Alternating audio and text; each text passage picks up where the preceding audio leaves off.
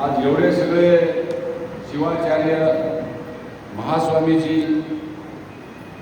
विशेषतः सारंगदेवजी महाराजांचं मला मनापासून आभार व्यक्त करायचा आहे की शिवाचार्यांची जी आमची अखिल भारतीय जी एकत्रित असलेली जी संस्था आहे त्याचे जे अध्यक्ष म्हणून या ठिकाणी उपस्थित झाले, तर एवढी सगळी शिवाचार्यांची परंपरा एकत्रित आली, एवढे सगळे आमचे वीरशैव समाजातील थोर पुरुष मंडळी एकत्रित आले आणि हे फक्त जे एकत्रित आलंय ते आदरणीय केदार जगद्गुरूंच्या माध्यमातून आले, त्याबद्दल केदार जगद्गुरूंचं सगळ्यांनी टाळ्यांच्या गजराने अभिनंदन करा.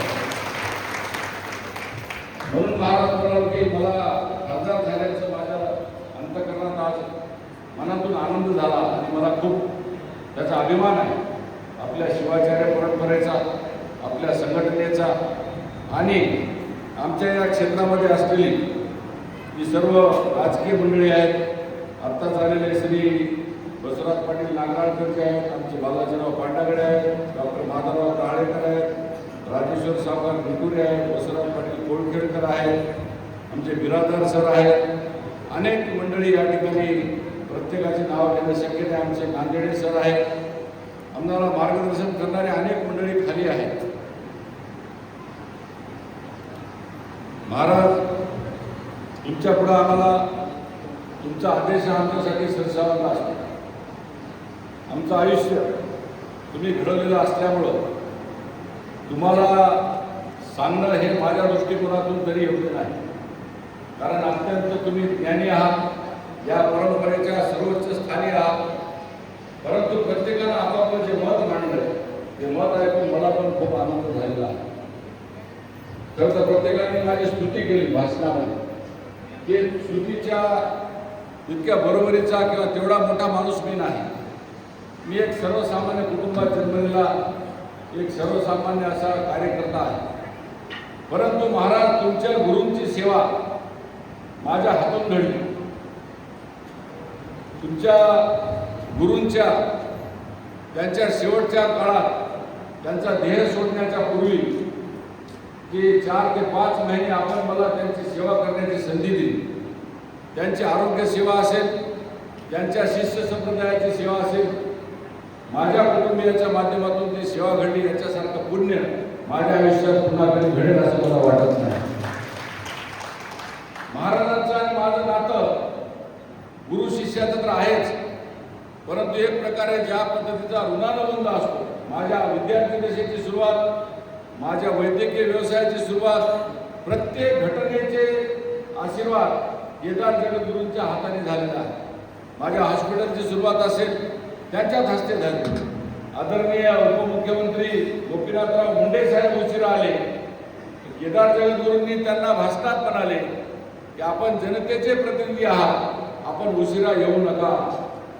मी इकडचं द्वार बंद करून बर्फाच्या माध्यमातून आम्ही खेचरावर म्हणजे घोड्यावरून विमान पकडून हैदराबाद मार्गे इथं आलो आणि गोपछडीच्या दवाखान्याचं उद्घाटन करण्यासाठी सगळ्या शिवाचार्यांना घेऊन मी आधी आलो.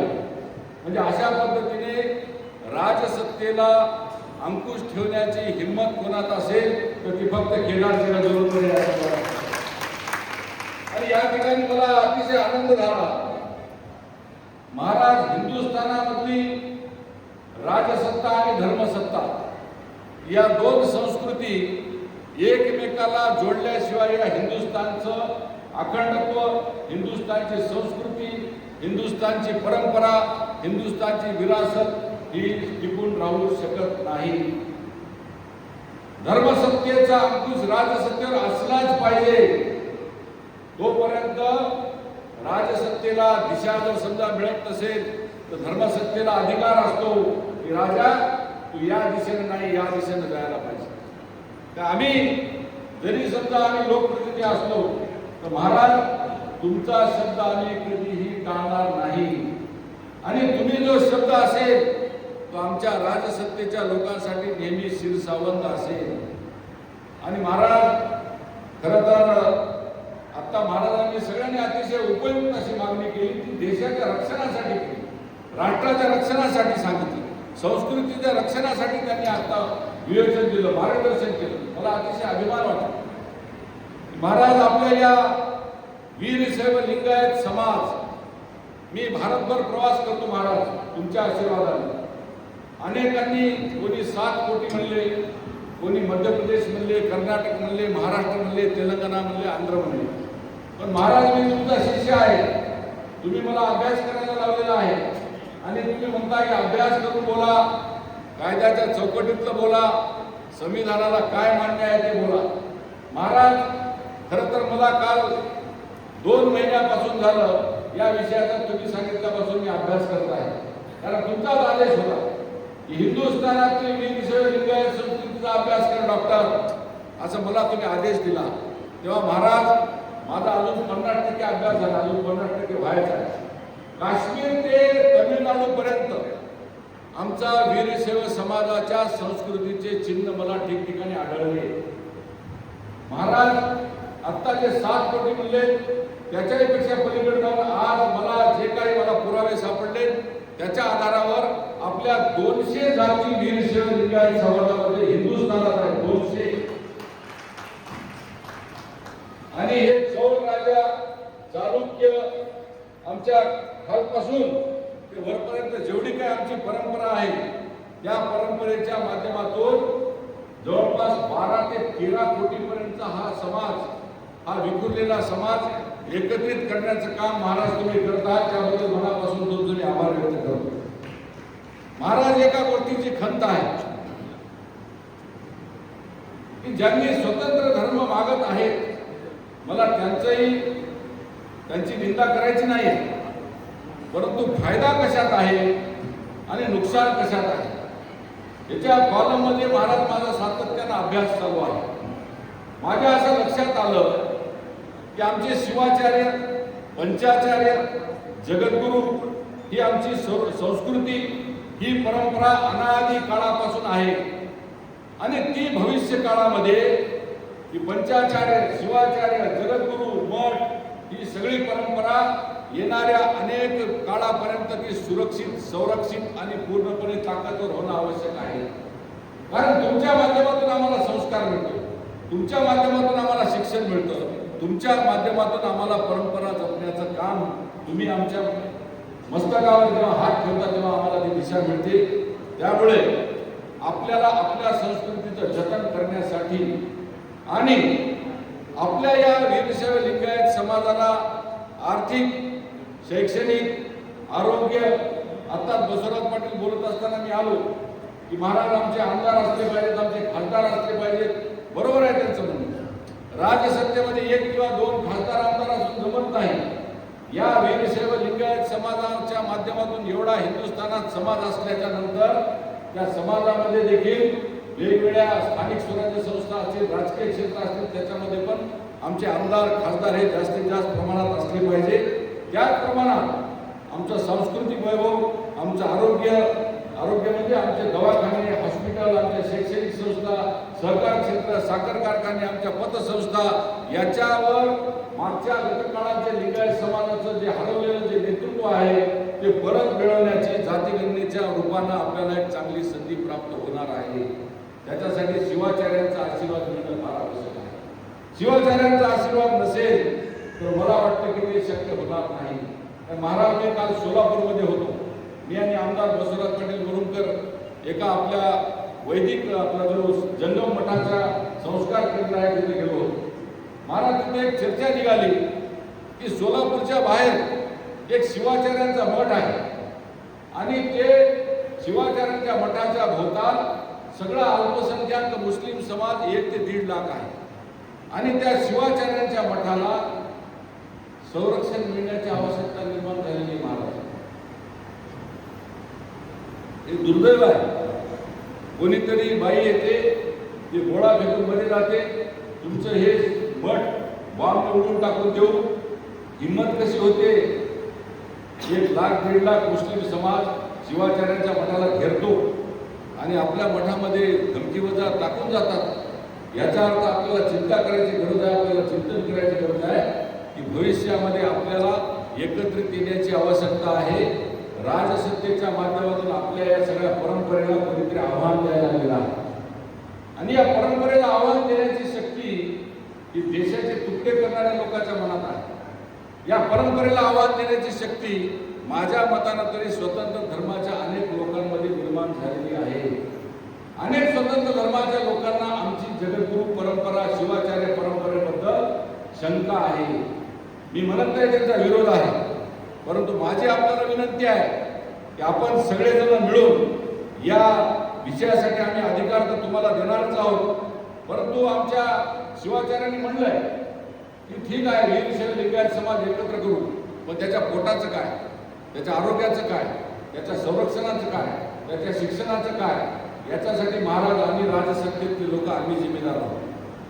बसवेश्वर आर्थिक विकास महामंडळाच्या माध्यमातून आमच्या या लिंगायत समाजाला रोजगार मिळवण्याच्या दृष्टीने आम्ही आता एक नवीन काही गोष्टी आदरणीय मुख्यमंत्री महोदय देवेंद्र फडणवीस साहेबांना साकडं घालणार आहोत.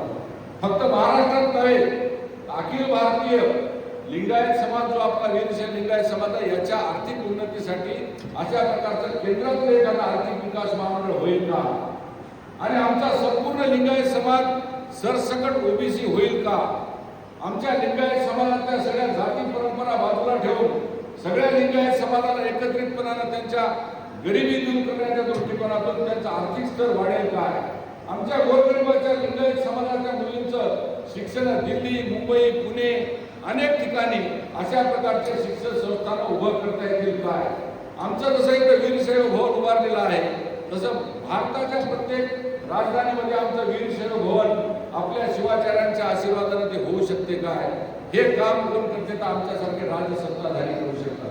आणि जेव्हा महाराजांचा आशीर्वाद प्राप्त झाला तेव्हा नवी मुंबईमध्ये आपल्याला एक 5 एकर जागा महाराष्ट्र सरकारनं आपल्याला मंजूर केलेली आहे आणि ती 5 एकर जागा नवी मुंबईला माननीय देवेंद्र फडणवीस साहेबांच्या माध्यमातून आपल्या अखिल भारतीय वीरशैव समाजाच्या उत्थानासाठी शैक्षणिक उत्थानासाठी पिंपरी चिंचवडला देखील महाराष्ट्र पाईपलाईन मध्ये आहे, तिथं देखील एक 5 एकर जागा आपण आपल्या वीरशैव लिंगायत समाजासाठी आपण प्राप्त करणार आहोत. आपल्या मंगळवेढ्याचा जे स्मारकाचा जो विषय आहे तो देखील विषय आपल्या आशीर्वादाने मिटलेला आहे. तो मंगळवेढ्याच्या स्मारकासाठी आता समिती तयार होणार आहे आणि त्या मंगळवेढ्याच्यासाठी एक स्वतंत्र निधी देण्याचं काम या महाराष्ट्र सरकारच्या माध्यमातून होणार आहे. महाराज खरं तर अनेक विषय मी खासदार झाल्यापासून आपल्या शिवाचार्यांच्या मठांना संरक्षण मिळणे, आपल्या शिवाचार्यांच्या मठांना ज्यांच्या काही जागा आहेत त्या अतिक्रमण दूर करणे, आमच्या या वीरशैव लिंगायत समाजाच्या स्मशानभूमी ज्या बळकावलेल्या आहेत त्या बळकावलेल्या सन्मानाने आणि स्वाभिमानाने परत करणे, आणि आमच्या या लिंगायत समाजाला एखाद्या गावात स्मशानभूमी नसेल तर अधिक उत्पन्नाने त्या लिंगायत समाजाला ती जागा मिळणं आवश्यक आहे. याच्यासाठीचा जी.आर. माननीय फडणवीस साहेबांनी महाफडणवीस साहेबांनी काढलेला आहे. प्रत्येक तालुक्याच्या तलाठी प्रत्येक तालुक्याच्या जिल्हाधिकाऱ्यांपर्यंत तो जी.आर. गेलेला आहे. त्यामुळे माझी विनंती आहे आपल्या समाजाला की आपापल्या तालुक्यात कोणी जर तलाठी ग्रामसेवक जर तुम्हाला विरोध करत असेल तर जिल्हाधिकाऱ्यांकडे तो जी.आर. मागच्या 6 महिन्यापूर्वी गेल्यामुळं लिंगायत समाजाचं परमवैभव परत प्राप्त करण्याच्या दृष्टिकोनातून आम्ही सगळे राजसत्तेवाले सगळे प्रयत्न करीत आहोत. परंतु हे करत असताना आपल्याला विषय आहे आता 2027च्या जाती जनगणनेचा. जाती जनगणनेचा विचार करत असताना महाराज आपली संस्कृती टिकली पाहिजे, आपली परंपरा टिकली पाहिजे. एक 4-5 फक्त गोष्टी सांगतो आणि माझं या ठिकाणचं निवेदन थांबवतो. या हिंदुस्थानामध्ये आपला समाज एक हिंदू धर्माचा अविभाज्य घटक आहे. आपण विचार परिवारामध्ये आणि विचारांच्या त्या प्रवाहामध्ये आपण आहोत. आज जर समजा आपण समजून चला की आपण जर समजा बाजूला फेकल्या गेलो तर त्याचे काय काय दुष्परिणाम होतील फारच मोठा भीषण परिणाम होणार. म्हणजे आता हिंदुस्थानामध्ये 25 ते 30% प्रमाणाचा भूभाग इथे म्हणायला नको मुस्लिम समाजाने अतिक्रमण केलेला आहे. शासनाच्या जमिनी असतील, वक्फ बोर्डाने लष्कराच्या जमिनी असतील, अनेक ठिकाणी शैक्षणिक संस्थाने आहेत, स्मशानभूमी आहेत, इथं बळकवलेले आहेत. पण त्याच्यापेक्षा पुढे नाव सांगतो की त्यांचा प्रजनन क्षमतेचा रेट आपल्या 15 ते 20% प्रमाणात मोठा आहे. हिंदुस्थानचा फर्टिलिटी रेट 1.7 आहे, पाकिस्तानचा